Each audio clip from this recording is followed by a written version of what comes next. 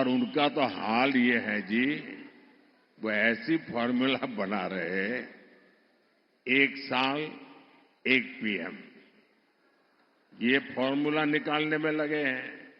अगर 5 साल मौका मिले तो 5 प्रधानमंत्री। अब इनको इसकी आदत हो गई। कर्नाटका में भी अभी सरकार बनी, उनकी पार्टी, उनका विजय। फॉर्मूला क्या? 2.5 साल एक मुख्यमंत्री, 2.5 साल के बाद जो डेप्यूटी सीएम है वो मुख्यमंत्री। ये खेल खेल रहे। इन्होंने छत्तीसगढ़ में फॉर्मूला बनाई थी, 2.5 साल एक मुख्यमंत्री, दूसरे 2.5 साल दूसरा मुख्यमंत्री। उन्होंने राजस्थान में फॉर्मूला बनाई थी, एक 2.5 साल एक मुख्यमंत्री, दूसरे 2.5 साल। और हुआ क्या? ये फॉर्मूला निकालने वाले लोग 5 साल में 5 प्रधानमंत्री देश पर थोपने के सपने देखने वालों को ये देश कभी भी सहन करने वाला नहीं है। और इसलिए ये लोग देश पर गुस्सा उतार रहे हैं। कर्नाटका और तमिलनाडु में कांग्रेस और एनडीए अलायंस के लोग क्या भाषण कर रहे हैं? दक्षिण भारत को तोड़कर अलग देश बनाने की मांग कर रहे हैं। आप मुझे बताइए, अहद पेशावर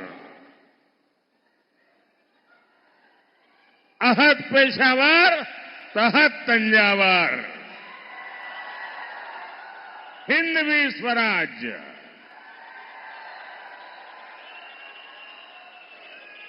ये घोषणा जिस धरती पर हुई, छत्रपति शिवाजी महाराज की धरती, क्या कभी भी कांग्रेस के ऐसे एजेंडे को स्वीकार करेगी क्या? इन्हें जवाब मिलना चाहिए। मिलेगा कि नहीं मिलेगा? तगड़ा जवाब मिलेगा। साथियों, अयोध्या में राम मंदिर का 500 साल पुराना सपना पूरा हुआ।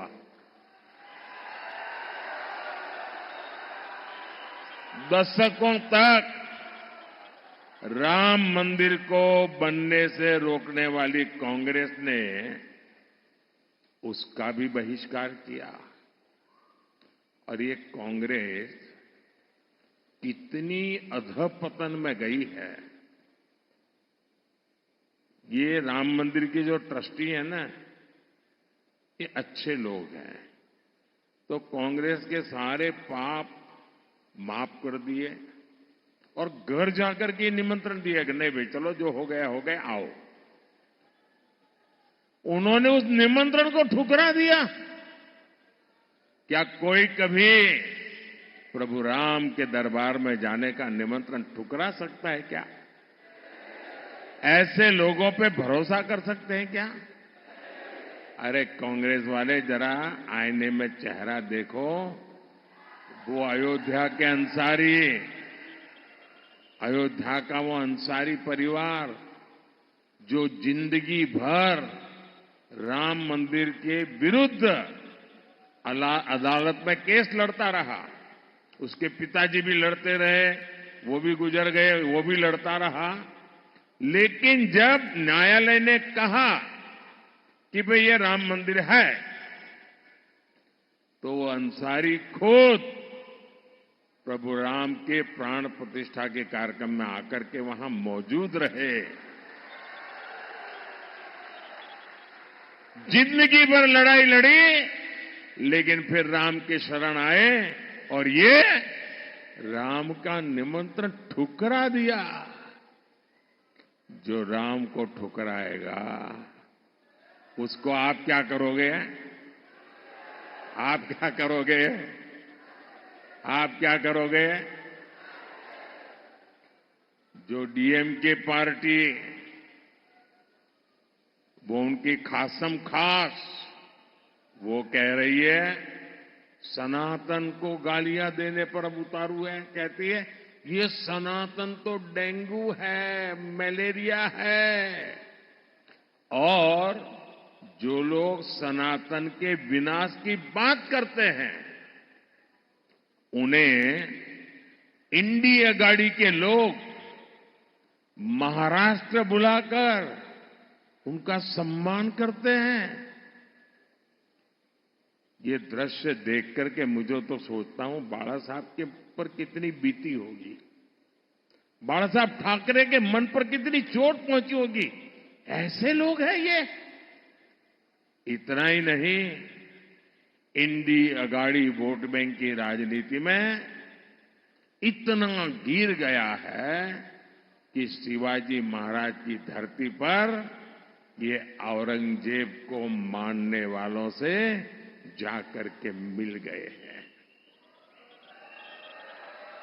नकली शिवसेना इन सब एजेंडों में इन लोगों के साथ कंधे से कंधा मिलाकर चल रही है। आज बाला साहब ठाकरे होते तो इनकी ये हरकतें बहुत दुखी करती और आज भी उनकी आत्मा जहां भी होगी सबसे ज्यादा दुखी उनके इन कारनामों से होती होगी। साथियों, तुष्टीकरण और वोट बैंक की राजनीति करने वालों की नजर अब लोगों की कमाई और दलित पिछड़ों के आरक्षण पर पहुंच गई है। कांग्रेस के शहजादे उन्होंने घोषणा की है कि वो आपकी संपत्ति की, महिलाओं के गहने और सोने चांदी की जांच करवाएंगे।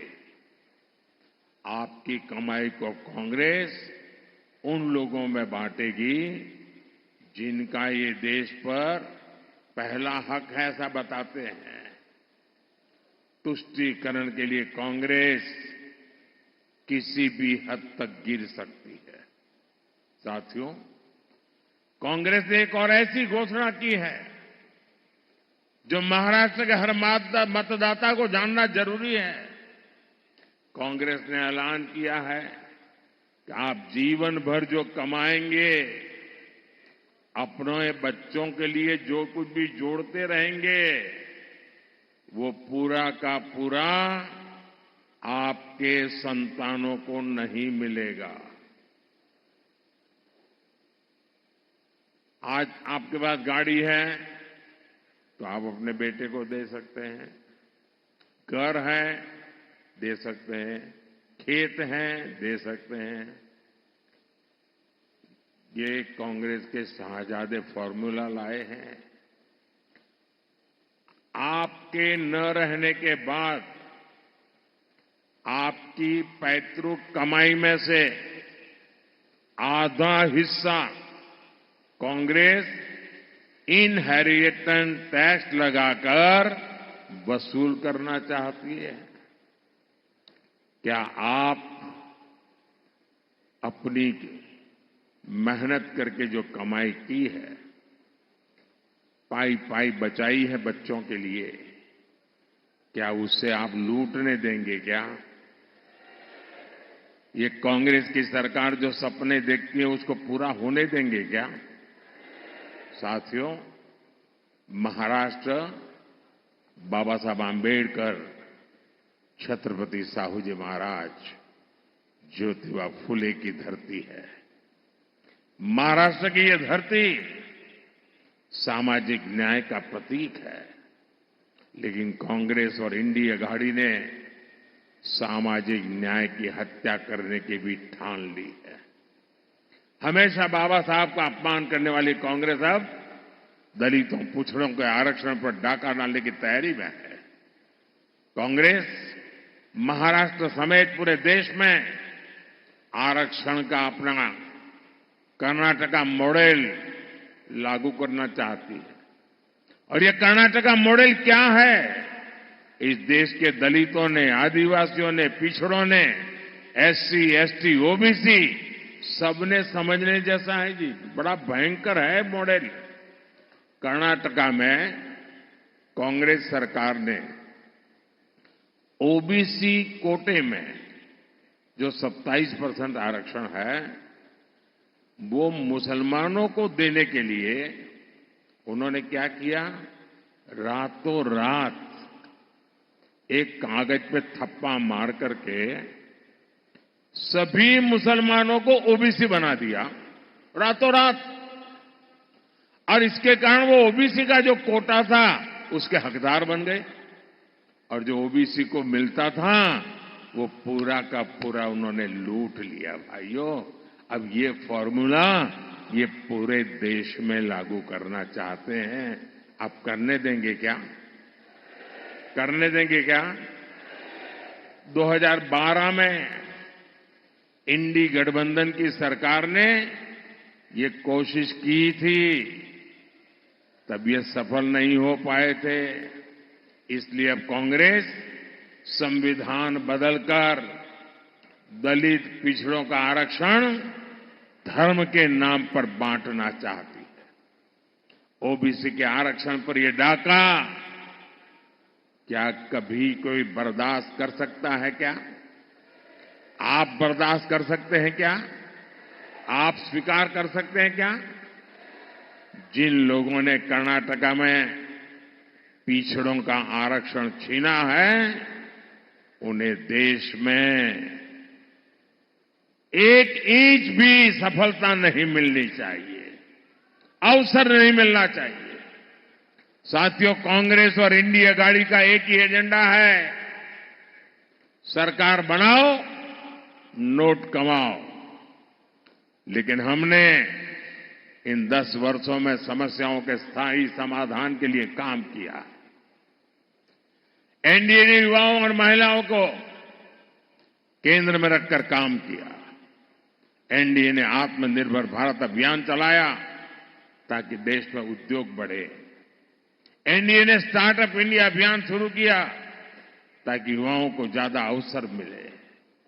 आज स्टार्टअप्स के मामले में भारत दुनिया में तीसरा सबसे बड़ा देश है। आज दुनिया में दूसरे नंबर पर सबसे ज्यादा मोबाइल फोन बनाने वाला भारत है। यानी जिस युवा को कांग्रेस ने नौकरी और रोजगार के लिए तरसा दिया था, भारत का वो युवा अब दुनिया की अर्थव्यवस्था को दिशा दे रहा है। अगले कार्यकाल में भाजपा एनडीए युवाओं को और ज्यादा अवसर देने के लिए प्रतिबद्ध है। इसलिए भाजपा ने घोषणा की है कि मुद्रा योजना के तहत अब 10 लाख के बजाय 20 लाख रुपए का लोन दिया जाएगा, बिना गारंटी दिया जाएगा। अगले 5 साल में हमारी सरकार इंफ्रास्ट्रक्चर पर रिकॉर्ड निवेश करेगी। इससे भी युवाओं के लिए रोजगार के नए अवसर बनेंगे। साथियों, विकास में महिलाओं की भागीदारी विकसित हो और विकसित भारत की एक गारंटी है। इसलिए महिलाओं के लिए अवसर, उनकी सुरक्षा, ये मोदी की गारंटी है। पहले जिन सेक्टर्स में महिलाओं के काम करने की पाबंदी थी, मोदी ने उस पाबंदी को खत्म कर दिया। हमारी सरकार ने रोजगार मेलों के जरिए सरकारी नौकरी में लाखों भर्तियां की है। इससे सरकारी नौकरियों में भी महिलाओं की भागीदारी बढ़ी है। महाराष्ट्र में, यहां कोल्हापुर में सहकारी समितियों में महिलाओं की बहुत बड़ी भूमिका है। हमारी सरकार ने पहली बार अलग सहकारी मंत्रालय बनाया। हमने महिलाओं को आर्थिक रूप से मजबूत बनाने के लिए सेल्फ हेल्प ग्रुप का एक बड़ा आंदोलन खड़ा किया। इसी का नतीजा है कि पिछले 10 साल में 10 करोड़ महिलाएं सेल्फ हेल्प ग्रुप से जुड़ी हैं। यहां महाराष्ट्र में भी पिछले 10 वर्षों में सेल्फ हेल्प ग्रुप से जुड़ी महिलाओं को हजारों करोड़ रुपए की मदद दी गई है। अब हमारी सरकार सेल्फ हेल्प ग्रुप की 3 करोड़ महिलाओं को लखपति दीदी बनाने का संकल्प लेके काम कर रही है। साथियों, आज यही नारी शक्ति जब मोदी का सुरक्षा कवच बनकर खड़ी है, तो कांग्रेस वालों की जरा तकलीफ ज्यादा ही बढ़ जाती है। और आप भूलिएगा नहीं, वीरांगना ताराबाई के देश में कांग्रेस के युवराज शक्ति का विनाश करने की बातें करते हैं। साथियों, कोल्हापुर विकास और विरासत की संभावनाओं से भरा क्षेत्र है, लेकिन इंडी अगाड़ी की सरकारों ने इस क्षेत्र की इतनी उपेक्षा की।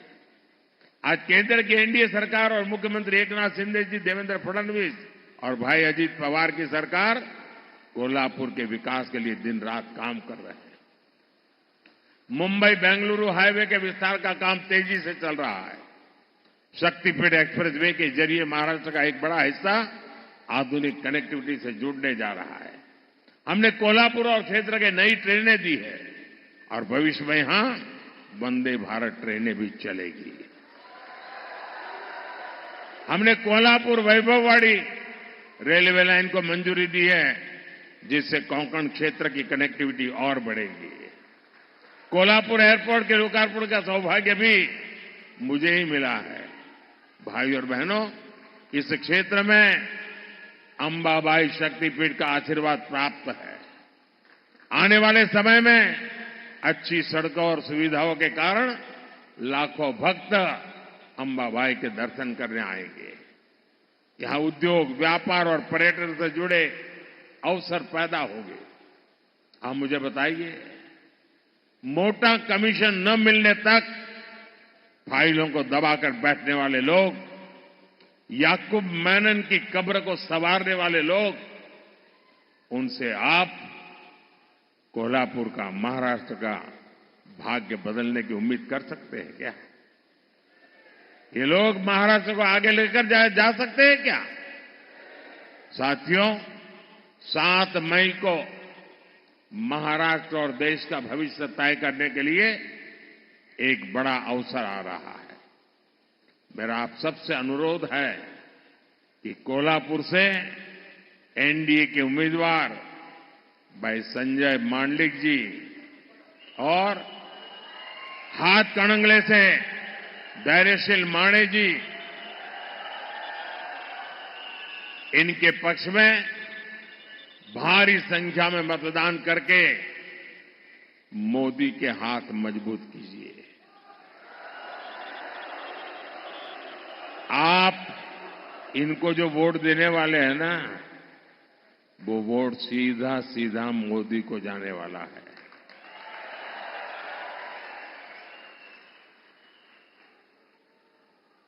लेकिन गर्मी बहुत है, कहीं कहीं शादियां भी है, फिर भी मतदान ज्यादा होगा ना? आप घर घर जाएंगे, मतदाताओं को जगाएंगे, आप पोलिंग बूथ जीतेंगे, मतदान के पुराने सारे रिकॉर्ड तोड़ेंगे, पक्का? अच्छा, मेरा एक काम करेंगे, ये मेरा पर्सनल काम है, करेंगे? जरा हाथ ऊपर करके बताइए, करेंगे? करेंगे? मेरा एक काम करना,